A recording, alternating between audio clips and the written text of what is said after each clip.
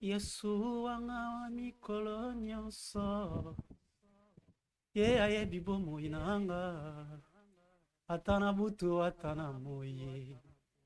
Yesu wanga wa mikolo nyonso ye ata nazali na papa na ngai ata nazali na mama na ngai akolinganga te lokola Yesu. Merci, merci, merci, merci. Cher internaute lelo bokamwa te mpona bai na oyemba na bai na koyemba mpo lelo na oyamba moyembi moko ya baservante mpe moyembi na nkolo. Bonjour, bon tarde, place nyonso bozali napesi bino mbote bolanda émission na bino café du jour avec votre humble serviteur le sacrificateur Regan Esaya. Tozwaki bapele ebele bobi salema omonana te, salema omonana te, tomona nge takenda wapi lokola tozalaka na service na bino ya olukila noma information toke toluki tozwi salem lelo yango lelo tomemeli bino salem. Botarde salem. Botarde Ersaya. Merci, merci, merci. Napesi merci na mon directeur Jipika Skif Malabo Trésor Dias Trinita K état-major ba vite abebele bolanda biso les États-Unis l'Amérique bozala branché partager lelo pena to loba ebele to loba to parler sur live bientôt en Afrique du Sud avec notre sœur Neloto Lobela Yango na activité aux le 19 neto bete la 7 lelo maman na yesi ko epana yo bato ba ito luka salem et puis ba musupe ba eba te salem ango azanani na lingi yo moko ba no expliquer ba ndeko que salem azanani. Ouais, vraiment. Je suis vraiment honorée de répondre à votre invitation. Vraiment, je suis la sœur Salem, la servante de Dieu, la chantre, donc je l'affirme, je suis la servante de Dieu. Donc pour ceux qui me connaissent, voilà, pour ceux qui ne me connaissent pas, mais voici la sœur Salem Koy, votre humble servante, l'intérêt de Dieu, c'est moi. Voilà. Ah, maman Salem, l'intérêt de Dieu, pourquoi? Bah, tu vas bien encore l'intérêt de Dieu. Non, il y a beaucoup de personnes qui m'ont posé cette question, vraiment. Il y a une sœur qui m'a demandé, mais sœur Salem, pourquoi c'est moi l'intérêt de Dieu? Ouais, l'intérêt de Dieu parce que je porte à moi quelque chose venant de Dieu. Donc, c'est de son intérêt. Donc, ce que je porte à moi, donc c'est l'intérêt de Dieu. Moi, donc, je peux dire, donc, je manque les mots pour exprimer, mais quand tu vois intérêt de Dieu, donc, je suis l'intérêt de Dieu parce qu'il y a en moi quelque chose venant de Dieu. Donc, c'est que la sœur Salem Koy, yé, azana yé, musicien chrétien té. Yé azana yé, chrétien musicien. Mais oui, je suis chrétienne musicienne, je l'affirme, je suis chrétienne musicienne. Ouais, je suis chrétienne musicienne. Merci. Na bande kono subola na biso, to continuer. Abi lelo pena toza pena show lelo. Abi Maman Salem, quand est-ce que obandaki lèvre oh ya adoratrice? Ouais, vraiment, ils ont vraiment une histoire na kokipe ko banda ko lobango, donc c'est te pesa biso te betela biso pena lisolo ke betela biso parce que bato be bayeba te muso mona ka la sœur Salem lelo oyemba abeta ba live boyeba te abanda ko expliquer so banana choral obanda mbala moko okoti na groupe toyebi te mais quand peut expliquer biso. vraiment quand on abandonne vraiment dès les bas âges, hein, dès les bas âges. Peut-être na âge j'en ai plus na on est bien na comprendre par exemple ba âge tant que bandela ko poussa mais j'ai commencé à chanter dès les bas âges. Donc à part ça, bah, sinon, il y a beaucoup de signes. oke misu nayemba mpe na banzembo mama na biso bandeko komona o bandeko na baserviteur de bandeko komona ke na koyemba donc koyemba na banda na ekodime bon banda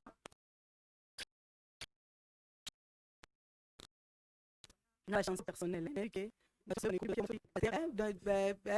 pasteur na biso encadreur na biso ekodime obina na oleka yemba omwanga na oleka na yembi. À part ça, nazaki na grande sœur nanga Solange, tozaki na to kola ensemble voilà. Ezali na moment mo bobiso mo tondo composer banzembo na biso.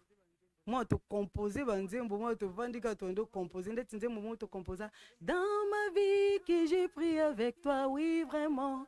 Ezali banzembo mo biso mo to vandi to créer en.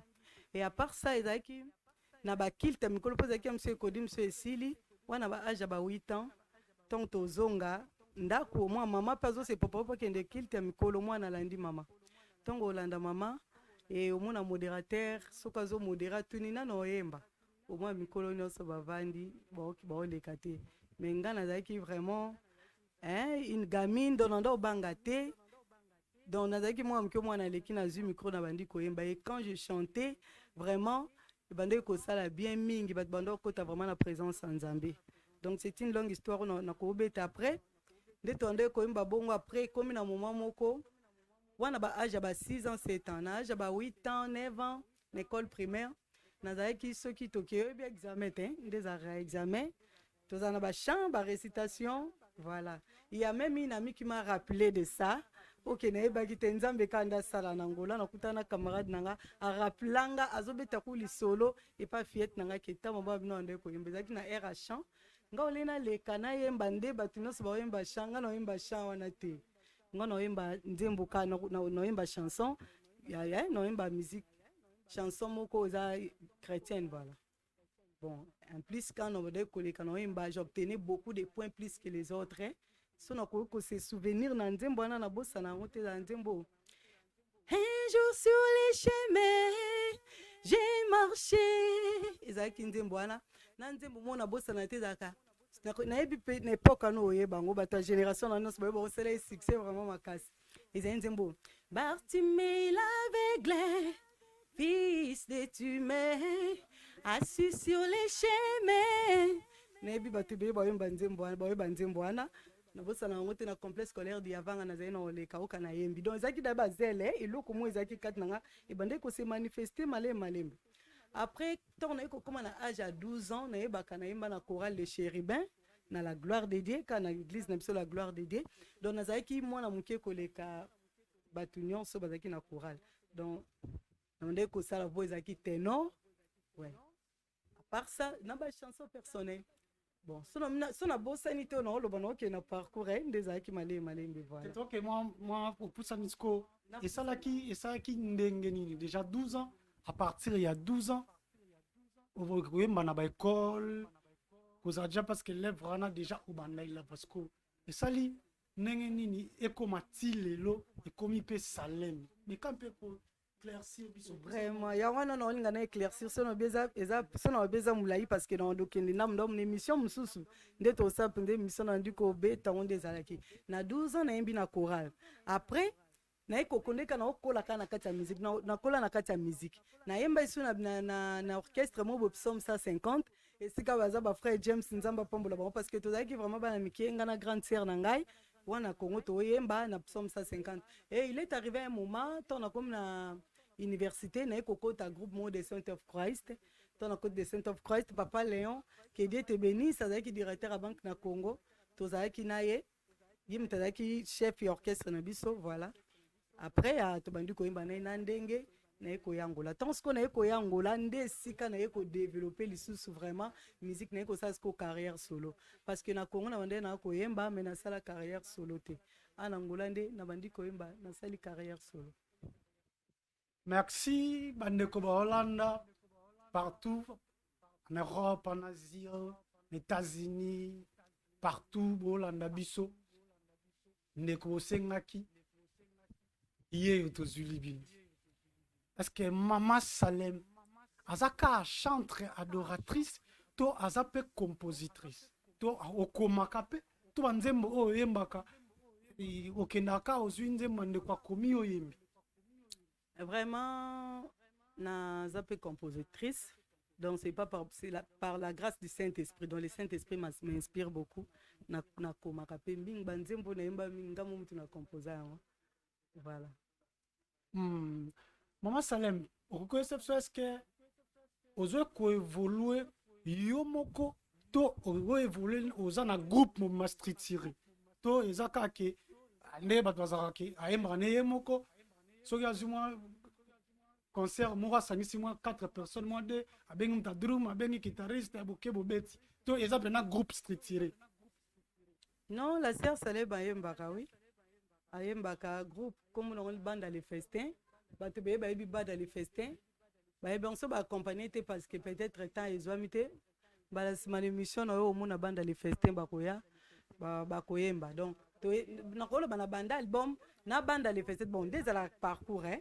Na vinde tokendaka tozoyemba eza bato muso kwa mutuka un biso ekiti na nini par exemple kakwa kozo kende il y a d'autres qui descendent d'autres qui montent ndé tokeka na parcours na biso donc si lelo banda les festins eza oui accompagner kanga banda de festin ja surtout ko compter eza ja na ba 10 ans 4 7 ans.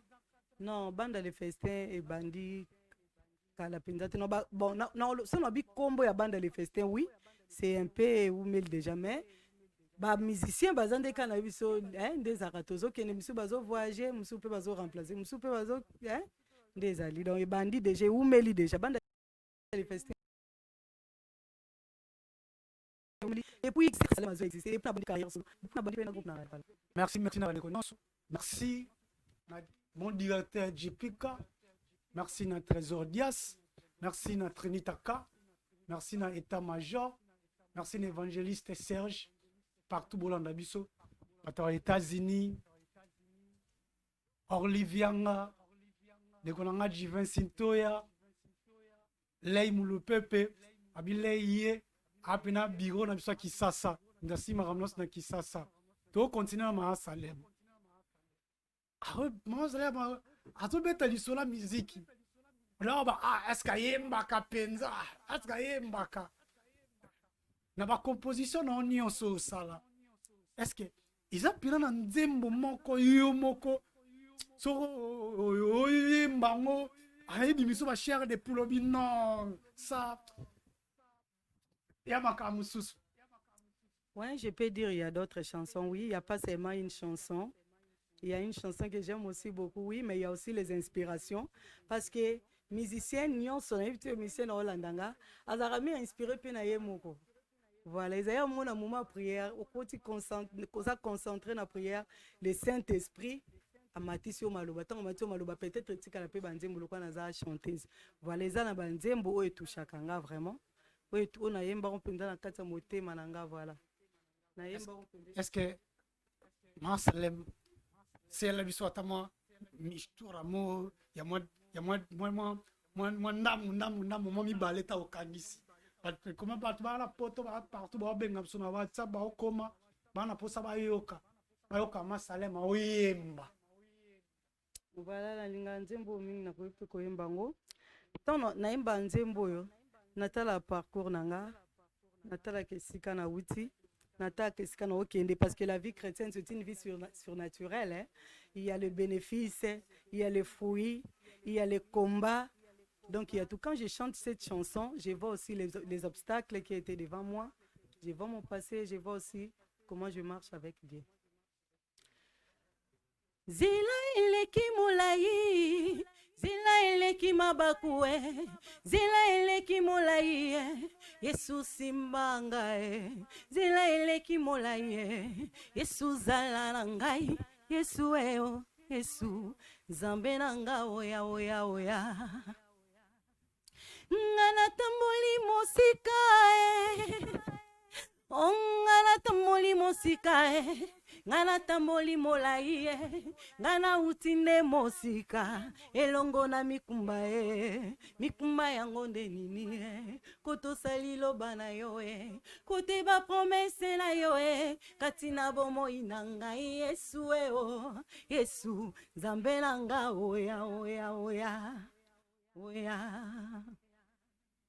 ngai nakoma kuna na ngambu na katikati ya nzela moyini atelemeli ngai alakisi nga bomengo alakisi nga bamwaye alakisi nga biloko nyonso po ete naboya yaya simba kondima na ngai simba kondima saleme po ete nga napengwa te o yesu o yesu nzambe na nga oya oya oya oya oya oh libanda na yesu kufa oh libanda na yesu kufa kati nde bomo ezali libanda na yesu kufa ersa ya yoka na yesu bomo ezali na yesu bomengo ezali simba kondima na ngai wetinga na kweya te o yesu o yesu nzambe na nga oya oya oya oya oya oya oya. Merci, merci, merci, merci. Vanilla, Valanda. Adurate. Amoyembi. Apena moyembi. Abna moyembi. Joline Tassi place à Zali. A CP les pénalités. La sexe salem pina ayembaka. Mais, ande koma okome na biso. Na WhatsApp na biso abi. Tunana ma salem. Api uto pa uta ko publier ba fiche a proclamer concert ya Talatona ya Luanda. Batu bazela. Même batota ba uti poto ba yea. Mais concert ebeta mate. To ebite. Concert ebeta mate po na nini. Ezaki promi ya yona producteur to ebite. Mais quand on ko expliquer, ko éclaircir au peuple de Dieu. C'est parce que batu musu ba ima. Mais quand on ko éclaircir au peuple de Dieu. Ouais, je sais que c'était vraiment décourageant. Hein. Il y a beaucoup de personnes qui se préparent qui, voilà, pour Baya, hein. Et Baya qui vraiment était, hein. Et qui vraiment une déception. Et qui peut bien te pour Nabiso Moko. Ils bien te pour Nabiso Moko, mais il attaque une volonté Nabiso te. Nous, c'est qui bien préparé. La musique bien préparée. Tout bien préparé. Maintenant, nous, ici à Luanda, on a vu aux gens à Luanda, est-ce que tu as concert de Natala Tona? Talatona eza na koloba na kati vraiment tobenga ngwa ba ville nde to ba sida voilà. Bon, préparation c'est le cas qui très bien, mais le est compliqué biso ka ezeli ko mwa muke ya autorisation. Donc ba to qui vraiment soit fait ya musique. Tant on a tiré concert à bato ba c'est parce que tout est dans un confinement, tant ba déconfiné. Biso to ko tapona, tout ça le concert on doit préparer ngo pona vraiment. Donc on dirait dès que tu prépares quand vous avez un cadre dès que tu prépares dès que tu fais ici c'est un ensemble na ndenge nzambe na ngolo nzamba asale biso mais tant to koti to préparer pénion sommet autorisation na concert ezali pe ko salama pour voir concert et le bana nzambe bayebi c'est la première fois. Oh, c'est le concert à Bagame, mais c'est la fois. Parce que les efforts n'ont pas sauté. C'est pas aussi la première fois qu'elle a expliqué pour Bakina, le Bakina, Publiaki, malgré tout, Bélé, le concert qui était vraiment. C'est le Maza groupe Pézali Lango. On va reposer un bâtiment pour nous soutenir. Pour s'organiser. Je crois que beaucoup d'activités sont organisées. Tant que l'activité est aussi là, pour concert et les alalons. Merci, merci. Na bande konyosu. Woki, iluba epana yemo comme Salem. Tolinga te biso te wa pesa bino information que conseil rataki pour na boité tout tiki yemo ko expliquer peuple de Dieu. Maman, motuna na biso eza susu boye. Bande kona biso bazo koma baotuna abibotuna ma Salem. Que ça fait longtemps et 8 mois de temps tu as kakaeli souté ni activité moko ni na Facebook tout le monde ta clip ta vidéo aux en studio to on préparer et là on y préparer au bomba mi boy yebi sabiso on préparer et là on préparer disque expliquer papa.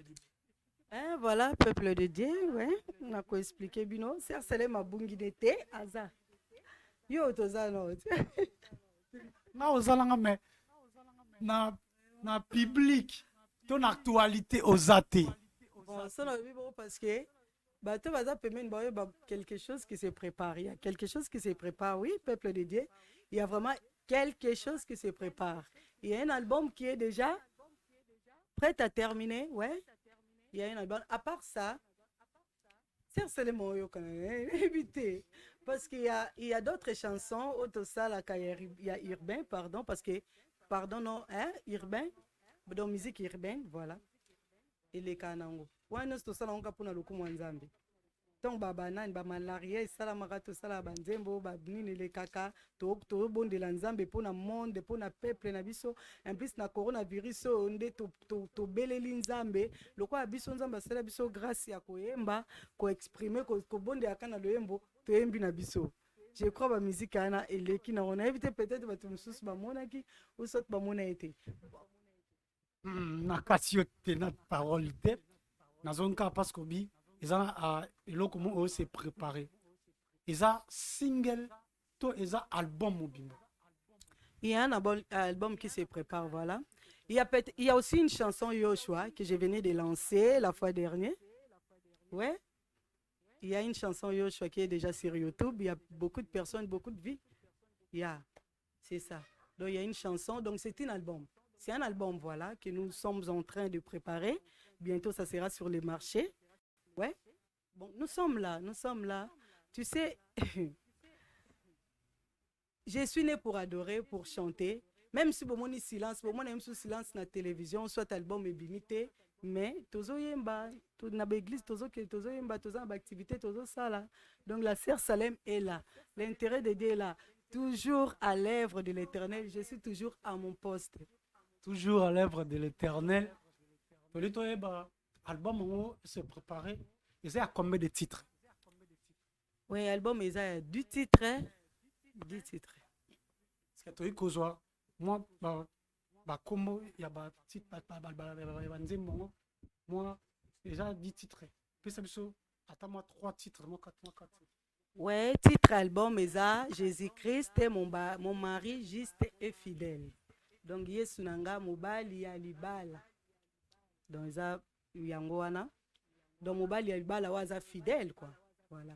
Tozana Yoshua on a lansaki.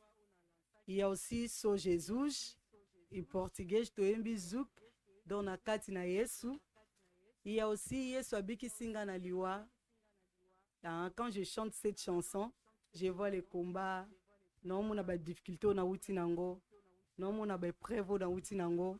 Donc si je suis ce que je suis aujourd'hui, si je parle, si je chante, c'est par la grâce de Dieu. Quand j'ai chanté cette chanson, donc na une bonne inspiration au tal ici quand na wuti na des difficultés et wuti kolekilanga dernièrement. Ouais. Il y a beaucoup de titres. Hein. À la prochaine fois, je vais présenter tous les titres. Merci na révérenda Lualanda Biso. Merci na prophète Gérard Sezola. Merci na évangéliste Serge Makela. Merci na bandeko nyonso bolanda biso. Toli totika Mama Salem apesa biso avant gunano. Depuis que toze na biso album. Ba olamba ngonano mais apesa biso ta avant go place peuple de ba yoka ja avant go moko. Dans ce pays-là, vous connaissez ce portugais. Vraiment. Seigneur, que le Seigneur vous bénisse. Au CP, non, des gens qui ont et puis beau peu vacances. But bon, on mingi za zouk, voilà. Quem redougerai, Jesus, quem crie os seus e aterá, sou Jesus. Quem me deu a paz, Jesus, quem me libertou, Jesus, Jesus, Jesus, Jesus, Jesus é bom, é bom, é bom, é bom, ele é assim, assim, assim, assim, Jesus é bom. Jésus est bon. Ah, merci, merci, Mama Salem. Tu continues toujours émission Nabiso. Restez toujours branchés. partager. Tout ça, toujours dans RSA TV. Tout continuer émission. Nous sommes lelo, bo, kamoye, lelo. Tout l'isco, tout betali solo. Il y a live, il y a Afrique du Sud. Qu'on peut sa commentaire mingité, on peut sa commentaire mingité. Abi live, moi, on ne peut à Johannesburg. Bientôt, Maman Salem en Afrique du Sud. Maman Salem, bête solution Afrique du Sud. Ouais, vraiment, je vous salue tous. Au nom de Jésus-Christ, Canada, en Afrique du Sud, bientôt, tous à Johannesburg. Bon, par la grâce de Dieu, vraiment, Naza, vraiment, nous reconnaissons. Parce que c'est tu pries les dieux que tu prêches, que tu bénisses, pas moi. Ouais, tous a déjà qu'à la tête, tous ça, les live, moi, les na l'église des Saints of Christ, tu y a pour le coup, donc, bientôt, bon, on a ma fiche et que. Ah, Babi, équipe complète, il y a RSA TV, mon dit,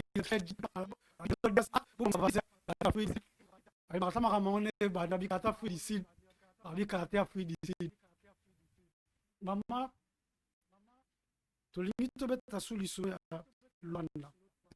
Tous les canaux balabala, tout le monde a ma fiche 19 à 31. Maman a ça invité. To eza conférence to comprendre te. Bati affiche ya munene.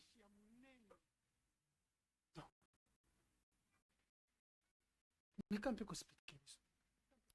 Voilà, on a pesé sous son j'aimerais d'abord remercier l'évangéliste Kouka en France et que le Seigneur vous bénisse. Le pasteur Guerlain Kouka ici en Angola, que le Seigneur vous bénisse. Vraiment, ils ont croisade moko séminaire biblique. Oye sangisi basali na nzambe belé. So hôtel na fiche au monde basali na nzambe belé. Voilà.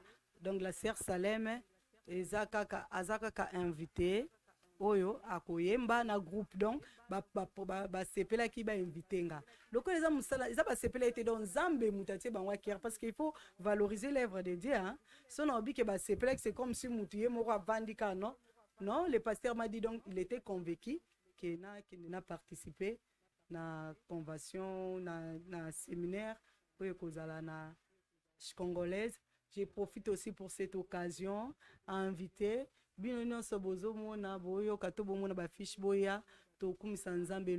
a beaucoup de prédicateurs hein? Que le Seigneur bénisse tous les prédicateurs qui vont prêcher les jours là. Je sais que nous sommes déjà bénis parce que le Seigneur Jésus-Christ lui-même sera au rendez-vous.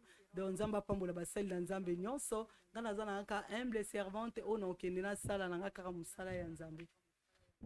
To continuer abi la Sainte Salem toujours d'actualité. Tu comprends tout le monde sous King son, il y a Unitel. Tu comme sous Tinakata Unitel. Babenga chombo boy. Tora. Tu que zo beta, kuna benga chombo boy. Tu comprends te ma Salem, va vite ça ya nini. Mais quand expliquer Unitel, na maman za ndenge maman ya Unitel. Oliara yo mo meka expliquer sur Unitel. Vraiment, c'est vraiment intéressant hein. C'est bien vraiment. Parce que tant mouton benga, il peut être touché. C'est déjà l'évangile. C'est déjà l'évangile. Nous avons invité Pébatouillon sur beaucoup de WhatsApp et à Sœur Salem. Bon, Bourmona, Ezana, Code ya Unitel, Ezana pour na lokum na Nzambe. Donc c'est Pelisa Litoi pour na koyoka son o ezolo belanzambe. Numéro bata. Mais quand on peut expliquer peuple parce que nous avons habité. Mais quand expliquer comment ils ont c'est parce que bataka numéro so muta koti rapport à numéro enregistré mais quand expliquer. Ouais, si vraiment je peux bien expliquer. On peut s'y payer un numéro. Ouais, je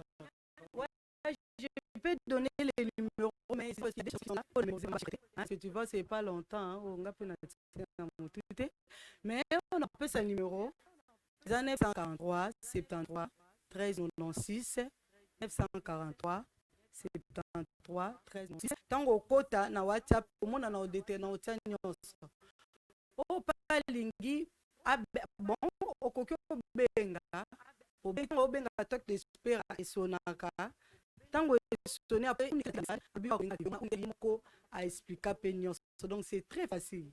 Très facile aux numéro béni 943 73 13 96 unitel après 943 73 13 96.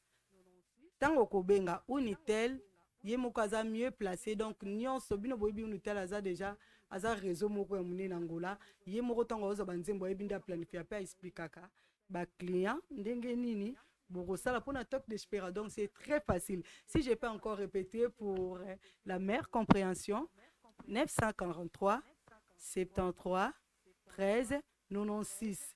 Selon le bon portugais, 943 73 13 96.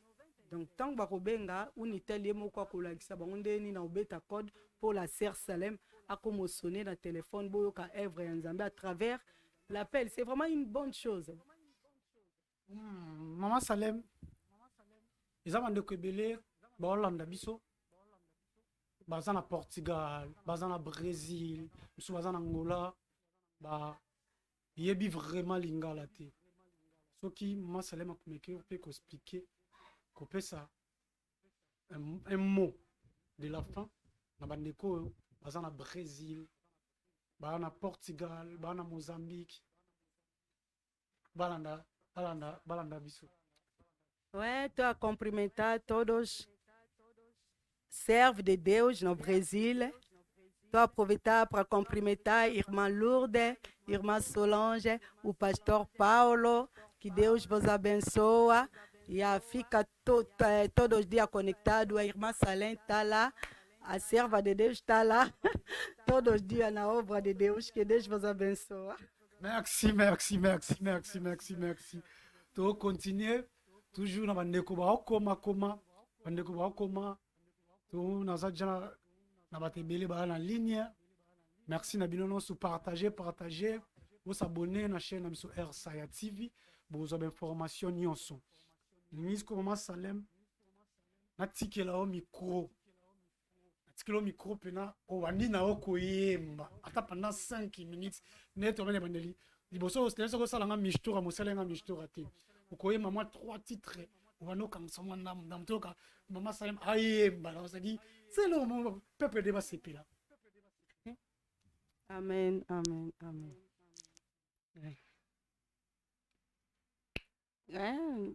Que le Seigneur vous bénisse, je vais chanter pour mon Dieu. Vinde-me a sua palavra, vinde-me a sua vontade, eis-me aqui com aborrecida, magoada, sem força nem saída. Senhor, preciso de ti, Senhor. Preciso de ti, meu Senhor. Oh, preciso de ti, Senhor. Preciso de ti, meu Senhor. O Senhor nunca abandona, nunca deixa nem desprezou. Espécie de filho, Pai de todos que receberam filho.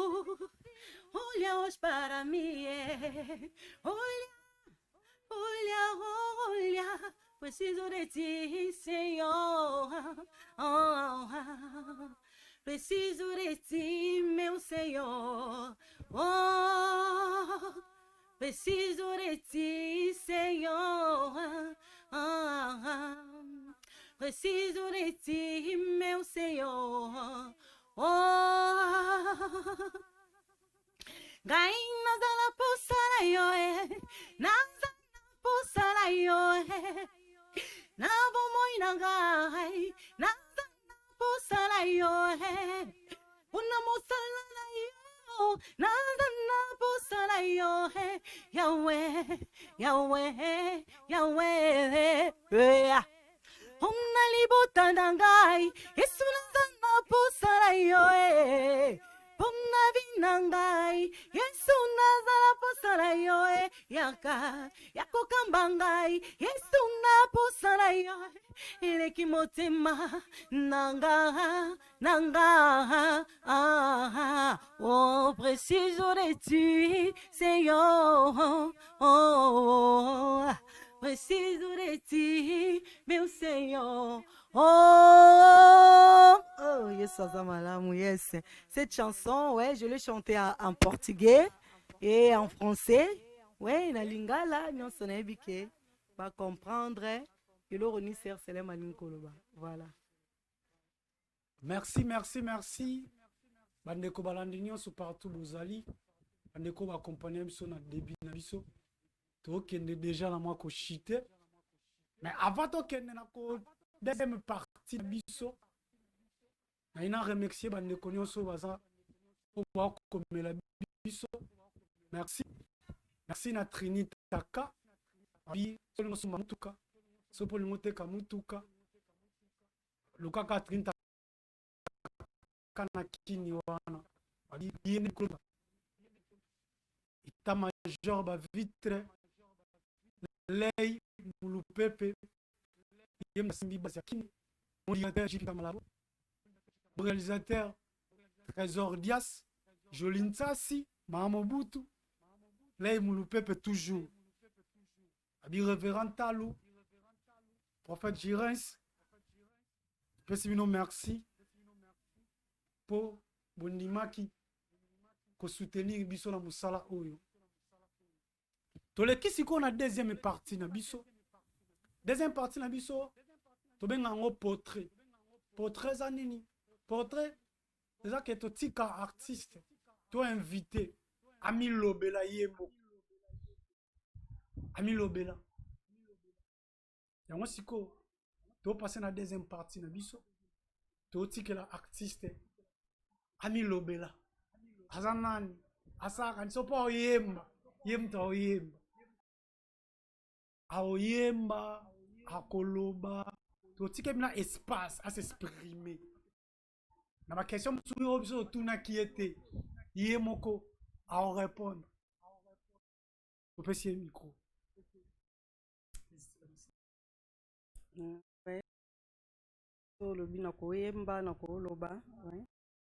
Je vais commencer par chanter parce que tu m'avais donné 5 minutes. Ok, 5 minutes, peut-être pas de besoin égoïste. Voilà. Non, il y a une bonne chose. Ngala pesi yo motema nangai makanisi olozuwa na yo motema pe mabazo nangai kamata olozuwa na yo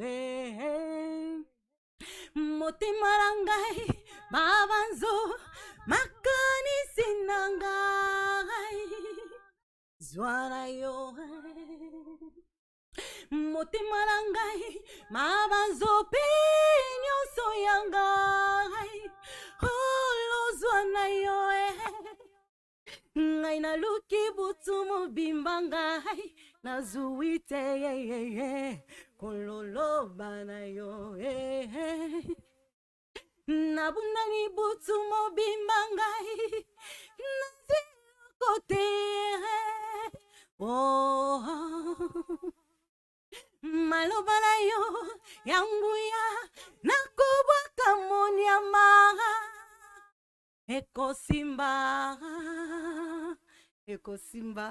ekosimba toujours vraiment. Ouais, ceux qui n'ont l'oba, oui, je suis la sœur Salem, comme je venais de me présenter avant, donc à la première minute, quoi. La sœur Salem, votre humble servante et serviteur de Dieu. Ouais. Ceux qui n'ont l'oba, parce que la vie surnaturelle, la vie chrétienne, c'est une vie surnaturelle. La vie chrétienne, c'est une vie surnaturelle. On a vie surnaturelle, tous en a bienfait, tous en a fruits, tous en a bénéfices, tous en a combat. ça peut avoir conséquences. Donc, il y a tout. Si je suis devant vous, parce que c'est Dieu, peut-être c'est Dieu qui a permis, voilà. Je ne peux pas être par la force, donc c'est Dieu. Eza lokola mwana soki abotami, même si ayeba anete ka botama, mais abotami après tant abotama comprendre que babota ke nde mona sœur Salem, non c'est la nzambe. Eza te parce que ngamo na lobi na osela nzambe, non. Yaro na ote koloba dès le bas âge na mode ko sela nzambe, et après le Seigneur lui-même est en train de me diriger. Donc je suis un simple instrument au nzambe azo diriger. Et au nazo bimisa et outi na ngwe pa na ngate et outi pa nzambe moko. Donc je l'affirme, je suis là pour servir mon Dieu. La sœur Salem abotami na famille o eza na 9 enfants. Je suis la 7e, la fille bien-aimée. Donc je suis vraiment la fille bien-aimée. On a bande konanga donc nazana ba yaya ya liboso o balinganga mingi. Baleki nanga balingaka nga mingi apa wana naza pe na famille élargie o balingaka nga pe mingi esika bazana opesa bango pe bambote na bango esika bazali. Il y a aussi ba passion nanga parce que la sœur Salem n'est pas seulement chantre, elle est aussi infirmière. Et ça ba passion nanga be ba sœur Salem maintenant tu fais quoi? Donc tu as deux professions. Hein? Parfois tu es à l'hôpital et parfois tu chantes. Donc, tu se partage à Kandengeni. Au salandeng pour partager ma profession. Non, je ne partage pas. Nabotama ki na yembaka na otang. Na yembaka na otang. Donc, na sisi kotanga. Naza gradué en sciences infirmières. Donc, je chante et je travaille aussi. Malgré tout, il y a un moment donné, à ce moment, je ne suis pas encore vraiment affectée dans un travail, je peux dire, momentanément. C'est seulement momentanément. C'est momentanément, mais entre-temps, je traite. Il y a beaucoup de patients qui sont à la maison. On gagne la thérapie, voilà. Mais dans la sœur Salem, a combiné par la grâce de Dieu. Donc, par la grâce de Dieu, je donne le temps pour l'œuvre de Dieu et aussi le temps pour mon travail. Donc, c'est ça. Ouais. À part ça, la sœur Salem, aza sermon o alingaka batu nyonso. Voilà. Naza penza compliqué te. Pas trop exigeante. Parce que son otala o naza eza na ngate. Eza nzambe. Eza nzambe. Ye mutatia makba grâce ebele kati nanga. Donc je suis humble et nalinga pe batu mingi. Sœur Salem alinga batu mingi. Nalinga kozana batu mingi. Bon, on le bat pour la vie chrétienne. Bon, la vie chrétienne vraiment eza vie moko. Donc nazo salela nzambe eza pe na bakomba. Eza na bakomba pe belé. Ba bénéfice nango pe wi ezali. Yango wana nalobaka maintes fois. Bon, bo soutenir biso pe na ba prière parce que nous avons na ba combat mingi otoleka nango. Donc ko kumisa diable te non parce que un chrétien normalement il faut appeler na ba combat. Donc elo nengena lobaka pour ma vie c'est ça. Par ça na koloba nous avons beaucoup de projets otozo sala peut-être ko sepelisa ba na nzambe. Ekosepelisa ba na nzambe eza na banzembo eza na ba activité eza préparé lisusu ebele voilà wana koloba na ba ambition nanga nalingaka nazala penza donc musicienne moko o azo édifier en plus nalinga mingi ba jeune bien sûr nalinga pe ba personnes âgées oui parce que quand je parle de la jeunesse normalement on a des jeunesse nanga ezalaki. Surtout na loba mingi na ba jeune o baza na ba talent o baza na ba grâce ya nzambe na lingaka vraiment mingi kolobela ba on a ba ambition na nga na linga un jour nzamba tianga vraiment pesanga penza makasi na sala ba mission na sala ba activité o ko réunir ba jeune o ba ko ya po na talisa bango parcours ya vie nanga parce que na uti na jeunesse moko ezalaki trop combattu entre temps nazalaki na quelque chose o eutaki pa nzambe voilà. Nalinga mingi wana parmi ba ambition nanga o nazalaka nango nazana posa na sala ba activité minene partout dans le monde comme Nzambe yemoko a prometanga oui j'affirme donc quand j'ai quelque chose venant de Dieu je l'affirme que c'est Dieu qui m'a donné et j'affirme aussi que c'est Dieu qui m'a ordonné d'avancer à son œuvre voilà nazana posa na sala ba activité belé partout dans le monde wana ba ambition nangai oyo nazalaka nango malgré tout na lobi nyonso te mais Ouais, merci, merci. Oh, j'étais vers la fin. Qu'est-ce que ça dit? Mot pas mot de la fin, mais mot. Il y a sous capot na émission na biso. So, le mot de la fin, c'est que tu écoutes dans la souveraineté. Donc, mot, il y a fin pour la émission parce que tu as chité déjà. Oui, ça peut de Dieu. Ouais, non, il s'appelle dédié la sœur Salem est là, nalinga bino mingi, nalinga bino mingi, ba fan nanga oboza partout dans le monde. Nalinga bino mingi sona mina ndotanga ba kombo eze belé. Donc nzamba pambola bino na France, na Belgique, na Congo, na Brazzaville, na Angola, donc partout. Que le Seigneur vous bénisse. Nous sommes toujours là. C'est pas la dernière émission. Peut-être na yoto zapena émission beto sala to lo bal susu. Mambobele nzamba pambola bino. Ouais, j'ai béni aussi le Seigneur. Je peux, ce que je peux dire, j'ai béni le Seigneur pour ces moments. Voilà, c'est vraiment merveilleux. Comme la Bible dit, il est doué agréable de faire des demeures ensemble. J'ai béni aussi Dieu pour l'équipe technique. Que le Seigneur vous bénisse. Hein, équipe de technique, tout le monde a trésor. Hein, trésor kala, tout le monde a kala menzamba sali susu to zala lelo. Non, mon susu frère na nzamba pambola yo. Non, mon sou ersaya. Donc prière na ngizaka nzamba pambola yo musala no kende liboso liboso kende pinto ke lisu musala musika. Donc nzambe o assista ko atombolaka atombola yo. Ouais. Merci, merci de comme Nasuka. Abisso na pesi ba motete. Bon, lo ba fo ba bin vote, to zela ba mote to zoki ta tuka. En tout cas, na otanga pena na liste. Pour le bozaki belé Orlando biso. Merci na Jili Obendus. Pas Orlando biso parti à Kini. Babi, merci na Trinitaka. Merci na état-major Serge Makela. À l'apôtre Nzuzi Thierry. Lei Moulupepe. Joline, ça c'est Maman Mobutu. Révérend Tal. Biasi Trésor, motema ya Nadine. Eh, papa batel din, na batel vin. Merci Penza, na JPK mon directeur. Abisoyi, bomo na makamuni so c'est JPK. Abimo mbala mutema malamu. Zamba pambole pina neka maserema abinzamba pambola Elsaya. Elsaya abinzamba pambola JPK skip malabu. Ah, nduma mutema malamu. Merci, merci. Na bande konyo su bolanda biso na France, na Belgique, Europe mobima, États-Unis, Asie, na Dubaï, partout. Tout peut nous merci. À la prochaine émission. Merci, ciao.